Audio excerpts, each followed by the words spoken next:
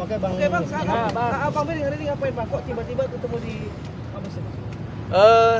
Seperti yang saya sampaikan 2 hari lalu kepada teman-teman media, bahwa ketika nanti dari pihak Polda Metro Jaya, dalam hal ini Direktur Cyber Polda Metro Jaya, tidak melaksanakan normatif hukum acara dalam hal upaya-upaya paksa, maka kami akan melaporkan beliau ke Kapolri Seki Irwasum.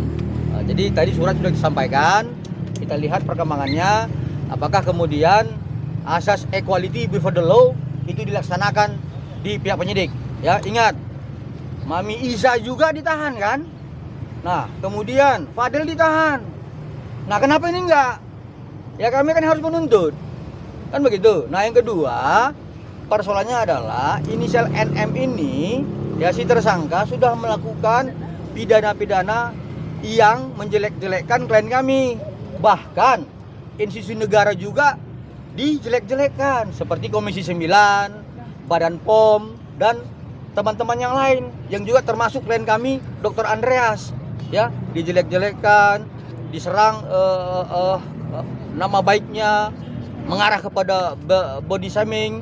Nah, artinya kan sebuah perbuatan pidana yang berulang-ulang. Nah, saya heran juga kenapa penyidik tidak melakukan penahanan terhadap si tersangka itu. Nah, inilah kenapa kemudian kami datang ke Mabes Polri untuk menyampaikan surat keberatan kami kepada Bapak Kapolri melalui Seki Irwasum. Seperti itu. Berharap dijemput paksa kan bang? Kenapa? Berharap dijemput paksa. Wah, iya dong. Jadi kan kitab undang-undang hukum acara mengatur itu.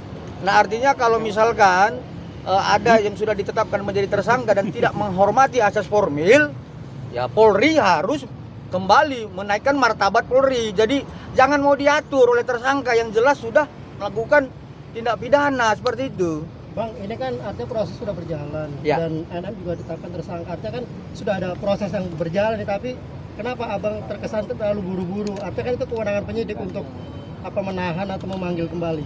Saya pribadi tidak terkesan buru-buru, tetapi hukum acara memerintahkan kami untuk menegakkan konstitusi. Itu aja, ya.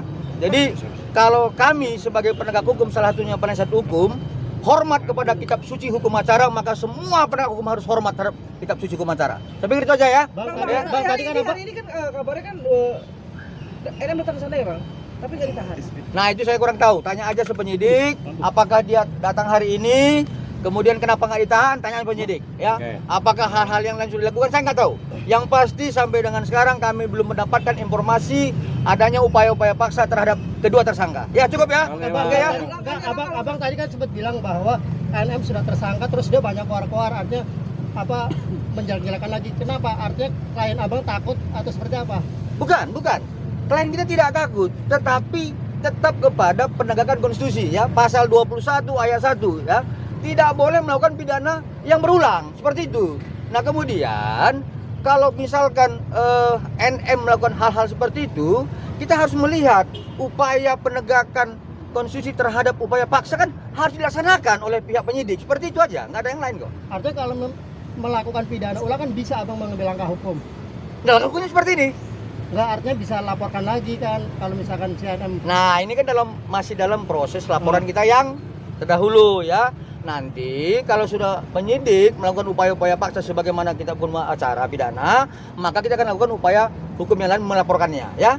Betul ya, kawan-kawan ya. Cukup ya. Bang, apa sih alasannya klien abang kan artinya NM sudah tersangka, dia terlapor, kenapa dia belum juga muncul? Apa bang alasannya? Bang? Alasannya Takut kenapa atau sampai seperti sekarang belum mau muncul? Ya tanya penyidik gitu loh. Kok kenapa? Bukan klien abang. Oh, klien saya. Oh, kok klien saya ngapain muncul? Untuk apa dia muncul? Artinya kan orang yang melaporkan bang, terus ini udah berjalan. Munculnya klien saya itu nanti dalam persidangan.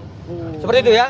Ya, kita akan mendengarkan bukti-buktinya, kemudian melihat bukti-bukti yang disampaikan klien kami dalam laporannya di Polda Metro Jaya. Seperti itu ya. Dia tidak perlu wajib untuk tampil seperti itu, ya. Seperti itu ya. Cukup ya. Oke. Hai, terima kasih sudah menonton. Jangan lupa subscribe, like, comment, and share.